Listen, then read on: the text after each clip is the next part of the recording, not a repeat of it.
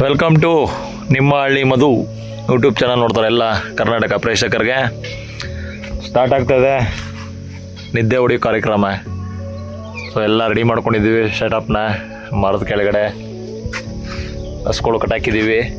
ಅಂದರೆ ಈಗಲೇ ಮನೆ ಕುಳಿಕಿಲ್ಲ, ನಮ್ಮದಿಯಾಗೆ ಒಂದುವರೆ ಹುಲ್ ಕುಯ್ಬೇಕು.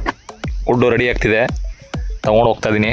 ಸೊ ಆ್ಯಂಗ್ಲೌಸ್ ಹಾಕ್ಕೊಂಡು ಸ್ವಲ್ಪ ಕೂದ್ಬಿಟ್ಟು ನೀಟಾಗೆ ಹಸ್ಕೊಳಗೆ ಒಂದುವರೆ ಹುಲ್ ಕೂದು ಹಾಕ್ಬಿಟ್ರೆ ಅವು ಪಡವು ಮೇಯ್ಕೋತವೆ. ಮೇಯ್ದುಬಿಟ್ಟು ಒಂದು ಅರ್ಧ ಗಂಟೆ ಮನೆ ಕೂತವೆ, ರೆಸ್ಟ್ ಮಾಡ್ತವೆ. ಸೊ ನಮ್ಮ ಮನೇಲಿ ನನಗೆ ಕಾಂಪಿಟೇಷನ್ ಜಾಸ್ತಿ ಕಣ್ರಿ. ಕಾಂಪಿಟೇಷನ್ ಏನಂದರೆ ತೋರಿಸ್ತೀನಿ ನನ್ನ ಶತ್ರುಗಳು ಯಾರು ಅಂತ ಇಲ್ಲ ಅವರೇ. ಇಲ್ಲವರೇ ನೋಡಿ ಇವರೇ. ಇವ್ರಿಗೂ ನನಗೂ ಆಗಿ ಬರೋಕ್ಕಿಲ್ಲ, ಬೇಜಾರು ಮಾಡ್ಕೊಂಡು ಸಾಕಿರೋರು. ಬಟ್ ನನಗೆ ಅವ್ರು ಕೊಡೋ ಅಂತ ನಮ್ಮದು ಇವ್ರು ಕೊಡ್ತಾ ಇಲ್ಲ. ಏನು ರೀ, ಒಂದುವರೆ ಇಲ್ಲ 2 ವರೆ ಇಲ್ಲ 4 ವರೆ ಕೂದಾಕ್ರು ಸುಮ್ಮನೆ ತಿಂತಾನೆ ಇರ್ತವೆ. Non stop working. ಹಿಂದೆ ಆಗ್ತಾನೆ ಇರ್ತವೆ, ಕೊಡ್ತಾನೆ ಇರ್ತವೆ. ಅದು ನಮ್ಗೆ ಇಷ್ಟ ಆಗಲ್ಲ. ಸೊ ಇದು ಲಿಮಿಟೆಡ್ ಫುಡ್ಡು. ನಮ್ಮ ಹಸುಗಳು, ನಮ್ಮ ನಾಟಿ ಹಸುಗಳದ್ದು ತಾಕತ್ತೆ ಬೇರೆ. ನೋಡಿ ಇಲ್ಲಿ ಆಚಿನಿ ಅವರಿಯೋ ಹೆಚ್ಚು ಇವಳ ಹೆಸರು ಕಾವೇರಿ ಅಂತ. ಭಾರಿ ಟೇಸ್ಟೇ. ಮೂಗ್ದಾರ ಹಾಕ್ಸ್ಕೊಬಿಟ್ಟಿವಿ, ಇತ್ತೀಚೆಗೆ ಮೂಗ್ದಾರ ಹಾಕ್ಬಿಟ್ಟಿವಿ. ಇವಳಿಗೆ ಸ್ವಲ್ಪ ಗಾಬರಿ ಆಯ್ತಾಳೆ. ಮಾತ್ರ ಮುದ್ದು ಸಿಕ್ಕಾಬಿಟ್ಟೆ. ಹೇಳಿದ ಮಾತೆಲ್ಲ ಕರೆಕ್ಟಾಗಿ ಅರ್ಥ ಮಾಡ್ಕೋತಾಳೆ. ಟೇಸ್ಟೇನೋ ಒಂದು ಸ್ವಲ್ಪ ಜಾಸ್ತಿ ಟೇಸ್ಟೇ ಇಲ್ಲ, ಸ್ವಲ್ಪ ಒದೇದ್ಗಿದೇದು ಏನಿಲ್ಲ. ಕೈಯೆಲ್ಲ ಕ್ಲೀನಾಗಿ ಹಾಕ್ಸ್ಕೋತಾಳೆ. ನೋಡಿ ಇಲ್ಲಿ ಆರಾಮಾಗೆ ಕೆತ್ತಲಿಗೆಲ್ಲ ಕೈ ಹಾಕಿ ರೂಢಿ ಮಾಡಿದ್ದೀವಿ. ಇನ್ನೇನಕ್ಕರು ಹಾಕ್ತಾಳೆ. ಹಾಲು ಕುಡ್ಬಿಟ್ಟು ಇನ್ನೊಂದು ರೌಂಡ್ ಮನೆ ಕೊಡೋದೆ. ಸೊ ನಾಟಿ ಹಸುಗಳು ಸಾಕಿ ಕಡಿಮೆ ಆಹಾರ, ಆರೋಗ್ಯಕರವಾದಂಥ ಹಾಲು ಕೊಡುತ್ತೆ. ಕಡಿಮೆ ಹಾಲು, ಉತ್ಕೃಷ್ಟವಾದಂಥ ಹಾಲು ಕೊಡುತ್ತೆ. A2 ಹಾಲು ಅಂತ ಏನಂತೀರಿ, ಇದರಲ್ಲೂ ಇದೆ. ತುಂಬ ಶಕ್ತಿಕರ ಅಂತ ಹಾಲು, ಮಕ್ಕಳಿಗೆ ಹಾಲು ಕುಡಿಸಿರೋದು. ಮತ್ತು ತುಂಬ ಒಳ್ಳೆ ಹಸುಗಳು ಕೂಡ. ಇದ್ರ ಕೋಡ್ ನೋಡಿ ಜನ ಹೆದರ್ಕೋತಾರೆ, ಬಟ್ ಭಾರಿ ಒಳ್ಳೆ ಹಸು ಇದು. ಕಾವೇರಿ ಆಗ್ತಾಳೆ ಯಾವ್ದು ಇವಳಷ್ಟು ಕಾವೇರಿ. ಕಾವೇರಿ ಬಂದು ಹೆಚ್ಚು ಕಡಿಮೆ ನಮ್ಮ ಮನೆಗೆ ಹೆಚ್ಚು ಕಡಿಮೆ ಎಷ್ಟು ಹೇಳ್ತಾಯಿತ್ತವ ಇವಳು ಬಂದು ಹೆಚ್ಚು ಕಡಿಮೆ ನನ್ನ ಮನೆಗೆ ಒಂದು 3-4 ವರ್ಷ ಆಗಕ್ಕೆ ಇವಳು ಮಗಳೇ. ಇವಳು ಇಲ್ಲಿ ಪಕ್ಕದಲ್ಲಿರೋಳು.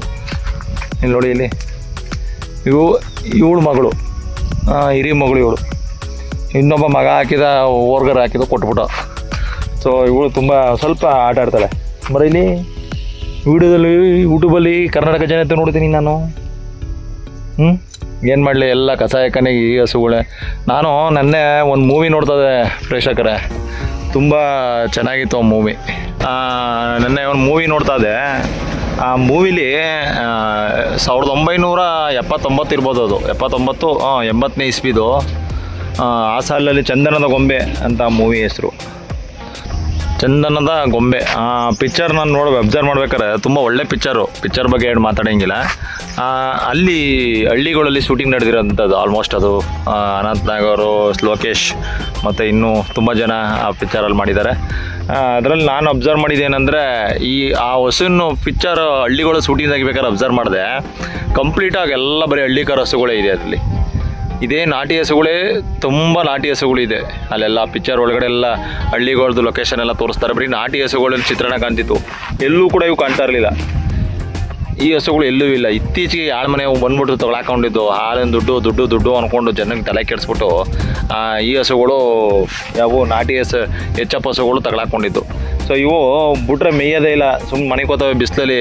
ನೀವು ಬಿಟ್ರು ಮೇಯೋಕ್ಕಿಲ್ಲ, ಬಟ್ ಇವು ಬಿಟ್ರೆ ಆರ್ಬಿಡ್ತವೆ. ಅದಕ್ಕೆ ಕಟ್ಟಾಕಿದ್ದೀನಿ. ಎಲ್ಲ ಪಾಪ ಆರಾಮ ಮಾಡೋರು. ಈಗ ಹೊಸ್ದಾಗಿ ಮಳೆ ಆಗಿದೆ, ಸೊ ಅದು ತುಂಡಾಡ್ತವೆ ಅಂದ್ಬಿಟ್ಟು ನಾನೇ ಇಲ್ಲಿ ಕಟ್ಟಾಕಿದ್ದೀನಿ. ಇಲ್ಲಿಗೆ ಕೂದಾಕ್ಬಿಟ್ಟು ಮರದ ಕೆಳಗಡೆ ಆರಾಮಾಗಿ ಮನೆ ಕೋತವೆ. ಸೊ ನೆಲ್ಲುಲ್ ಹಾಕ್ತೀನಿ ಒಂದು ಅರ್ಧವರೆ. ಹಸ್ರುಲ್ ಕಡಿಮೆ, ನೆಲ್ಲುಲ್ ಜಾಸ್ತಿ.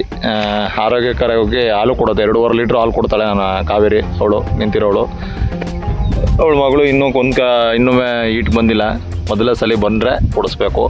ಸೊ ಆದಷ್ಟು ನಾನು ಹೇಳೋದು, ಹೆಚ್ಚಪ್ಪ ಹಸುಗಳ ಕಮ್ಮಿ ಮಾಡಿ ನಾಟಿ ಹಸುಗಳು ಸಾಕಿ. ನೀವು ಹೆಚ್ಚಪ್ಪ ಹಸು ಸಾಕಿದ್ರೂ ಕೂಡ ನಾಟಿ ಹಸುಗಳ ಜೊತೆಲಿ ಒಂದು ಇಟ್ಕೊಂಡಿರಿ ಮನೇಲಿ. ಯಾಕಂದರೆ ನೀವೆಲ್ಲ 1975, 80, 60ನೇ ಇಸ್ವಿಲೆಲ್ಲ ಈ ಹೆಚ್ಚಪ್ಪ ಹಸುಗಳು ನೋಡೋಕ್ಕೂ ಸಿಗ್ತಿರ್ಲಿಲ್ಲ ಎಲ್ಲೂ. ಯಾಕೆ ಅವಾಗೆಲ್ಲ ಜನಗೆ ಆರೋಗ್ಯ ಚೆನ್ನಾಗಿರ್ತಿತ್ತು. ಈ BP, ಶುಗರು, ಹಾಳು ಮೂಳು, ದೊಡ್ಡ ರೋಗಗಳು ಯಾವುದೂ ಇರಲಿಲ್ಲ. ಆಮೇಲೆ ಅಲ್ಲೊಂದು ಅಂಗಡಿನೂ, ಅದೇ ಪಿಕ್ಚರ್ನಲ್ಲಿ ನಾನು ಒಂದು ಅಂಗಡಿನೂ ಅಬ್ಸರ್ವ್ ಮಾಡಿದೆ. ಈ ಪ್ಲಾಸ್ಟಿಕ್ ಅನ್ನೋದು ಕಡಿಮೆ ಇರ್ತಿತ್ತು. ಆ ಪ್ಲಾಸ್ಟಿಕ್ ಇಲ್ಲೆಲ್ಲ ಬಾಟ್ಲುಗಳಲ್ಲಿ, ಅಂದರೆ ಗ್ಲಾಸ್ ಬಾಟ್ಲುಗಳಲ್ಲಿ ತಿಂಡಿಗಳು ಇಡ್ತಿದ್ದು ನೋಡಿದೆ. ಸೊ ಎಷ್ಟು ಚೆನ್ನಾಗಿರ್ತಿತ್ತು ಅವಾಗೆಲ್ಲ. ಇವಾಗೆಲ್ಲ ಹಾಳು ಮಾಡಿ ಗುಡಿಸಿ ಗುಂಡಾದ್ರ ಮಾಡಾಕ್ಬಿಟ್ರಲ್ಲ, ಯಾಕೆ ಅನ್ನೋದೇ ಅರ್ಥ ಆಗ್ತಾಯಿಲ್ಲ. ಸ್ವಲ್ಪ ನಮ್ಮ ನಾಗರಿಕರು ಕೂಡ ನಮ್ಮ ಜನತೆ ಕೂಡ ಸ್ವಲ್ಪ ಎಚ್ಚೆತ್ಕೋಬೇಕು. ರೈತರುಗಳು ಕೂಡ ಸ್ವಲ್ಪ ಅಸಹಾಯ ಸ್ಥಿತಿಯಲ್ಲಿ ಇದ್ದಾರೆ. ಯಾಕಂದರೆ ರಾಸಾಯನಿಕ ಬಳಕೆ ಮಾಡಿ ಸರಿಯಾದ ರೀತಿಯಲ್ಲಿ ಅವ್ರಿಗೆ ಬೆಲೆನೂ ಸಿಗ್ತಾ ಇಲ್ಲ. ಅದೊಂದು ಪ್ಲಸ್ ಪಾಯಿಂಟು.